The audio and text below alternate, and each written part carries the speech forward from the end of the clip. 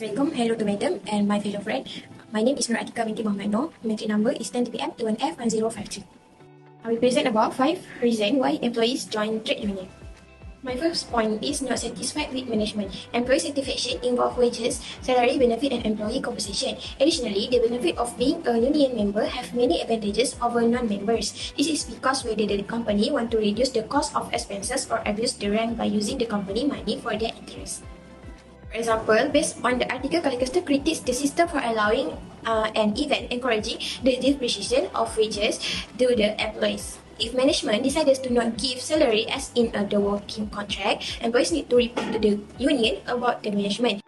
My second point is equality. Equality in trade union play a role in stating equality right and pay in terms of race, gender, sexual orientation and disability so that there is no discrimination in the organization. Also, trade union encourage employees to get maternity rights and paternity pay to get responsibility together. Sometimes some organizations discriminate against women to become leaders. This is because they are considered weak and in culture. The male is more suitable hold a high rank.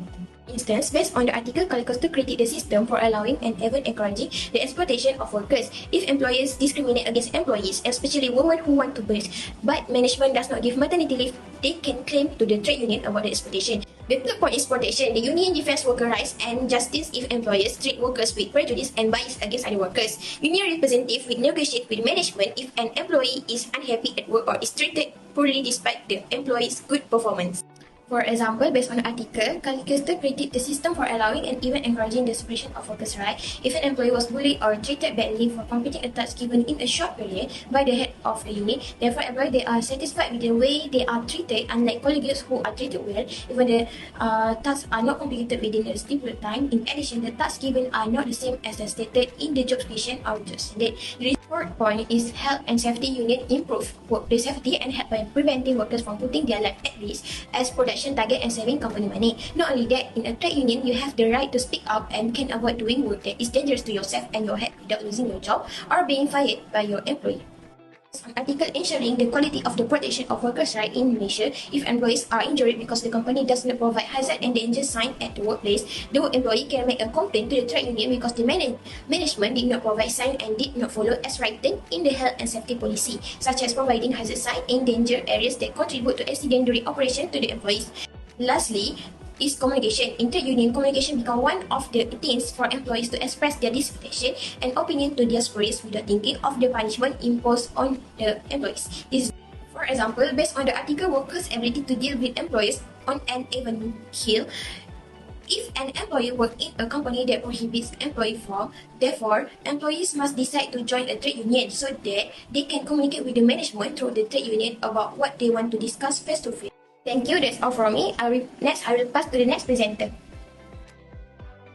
Hello, and now we move to the question number 1B, which is innovative ways for employee education to strengthen the trade unions.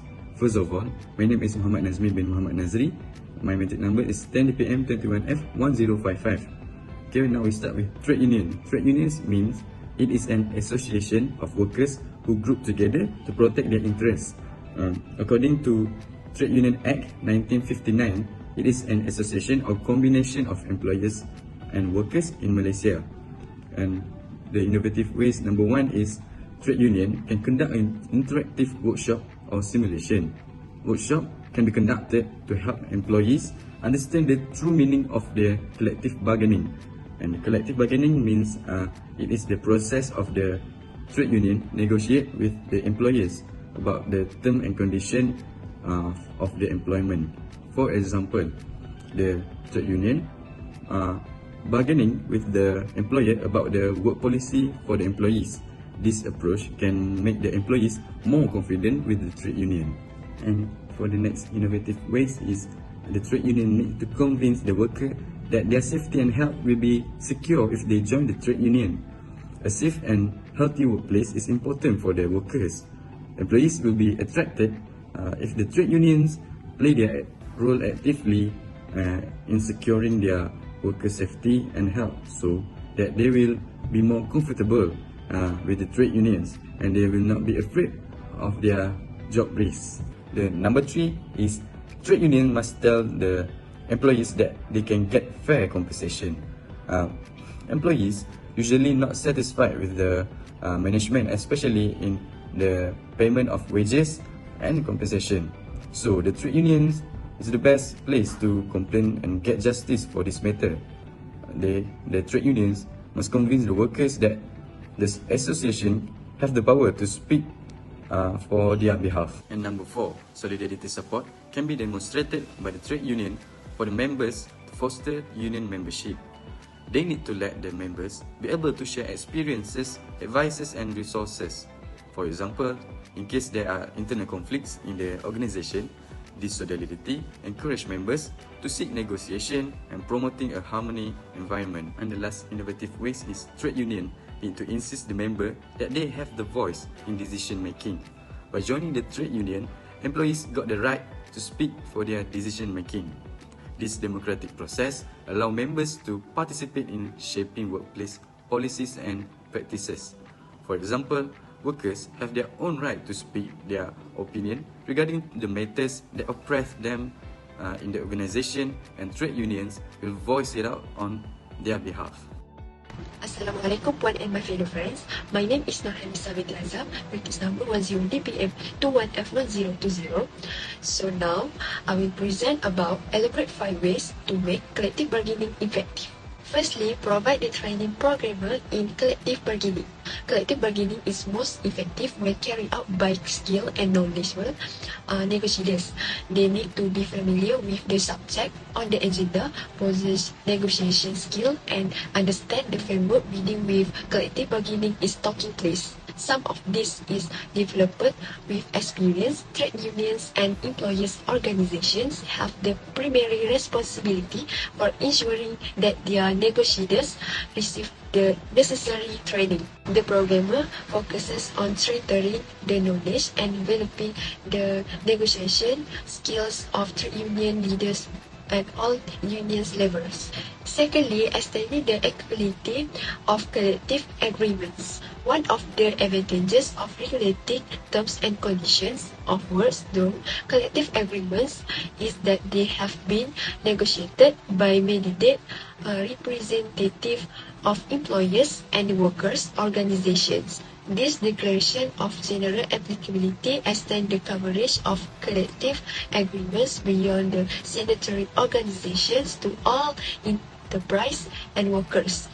Declaring collective agreements generally applicable can be an important way to promote collective bargaining. Thirdly, collect many voices combined to create a large voice. Collective voice is where a group of individual voices can be expressed anonymously and used for collective bargaining on other issues affecting a group of workers. Traditionally, it's been this space that trade unions have equipped acting as an external and independent voice for the collective workforce. If each worker had to negotiate the terms of their employment individually, there would be serious inequities in the workplace. Collective bargaining enables workers to come together in the large group.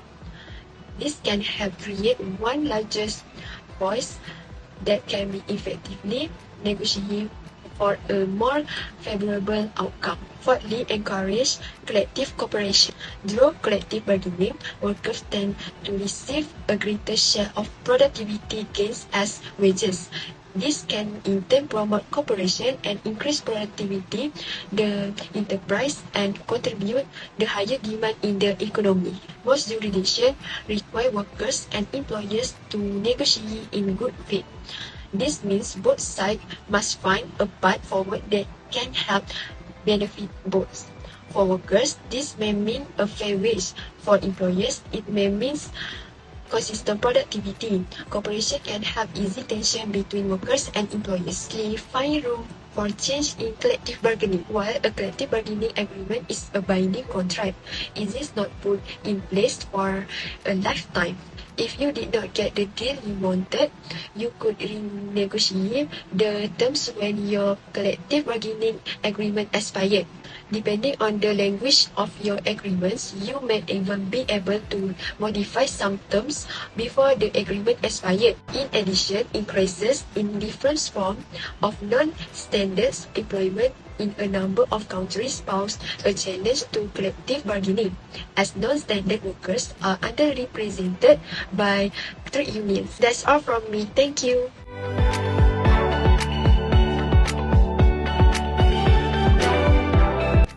Assalamualaikum warahmatullahi wabarakatuh. To my respective lecturer, Madam Nur Kosia binti Alinar. My name is Siti Nasofia Shamila binti Zainal Abidin.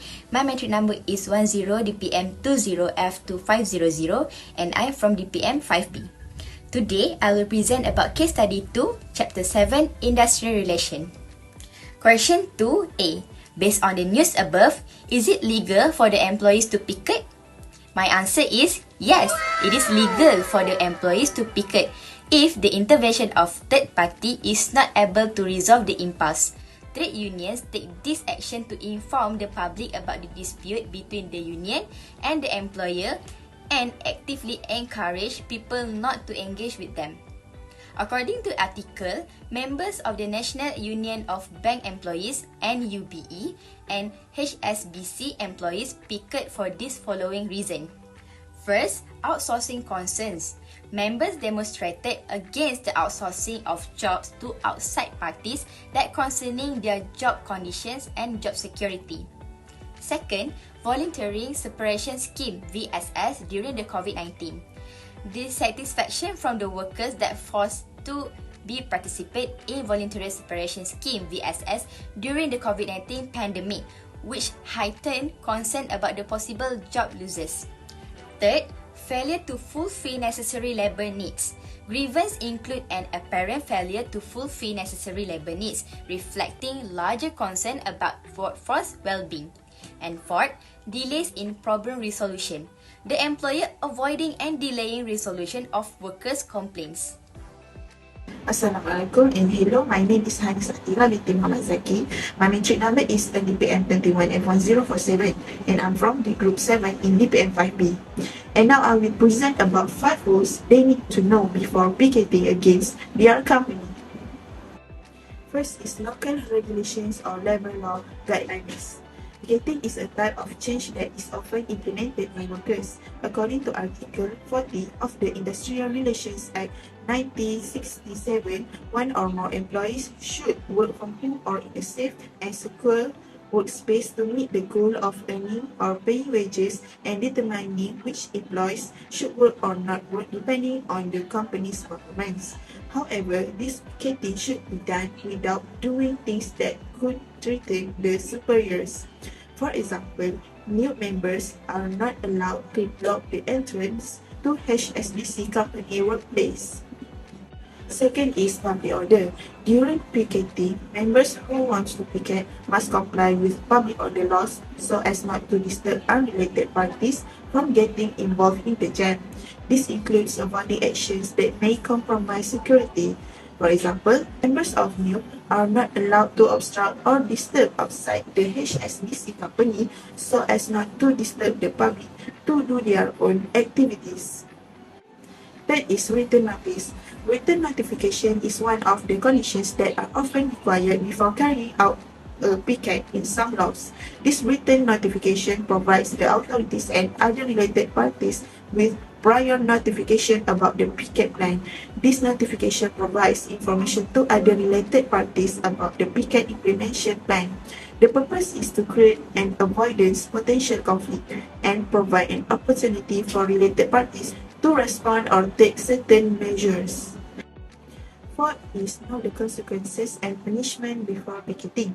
Before mass picketing, the head of members needs to remind his members that they know the consequences that will happen if they picket illegally.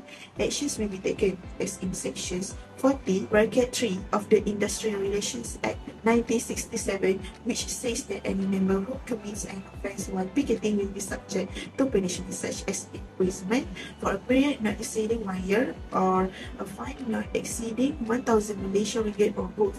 Therefore, new members need to know and take appropriate action before picketing with other members. And 5 is picket location. Picket locations are subject to various restrictions where picket members need to maintain or avoid the distance that the company has given in their laws. For example, some locations in the HSBC company may be limited to certain areas, or they may have rules that control the distance from the door enter the company. Therefore, members need to know the limits of the area the HSBC company has restricted to employees or members who want to picket. Question 2C. If you are a member of this trade union, is it compulsory for you to join the picket? My answer is no, it's not compulsory for me as a member of this trade union to join the picket. These are following reasons why it is not compulsory to join the picket. First, satisfaction with terms and conditions. Some members might think that the picket is not essential in their specific case because they are happy with the terms and conditions that they already been discussed with the employer. Second, personal reputation concerns. Concerns about personal reputation or the impact on their professional image could discourage members from participating in picket, especially if they fear negative consequences. And third, conflict outside the organization. Members may want to avoid external conflict with other groups or individuals in the community and choosing not to engage with the activities that could lead to tensions beyond the workplace. That's all from our group. Thank you.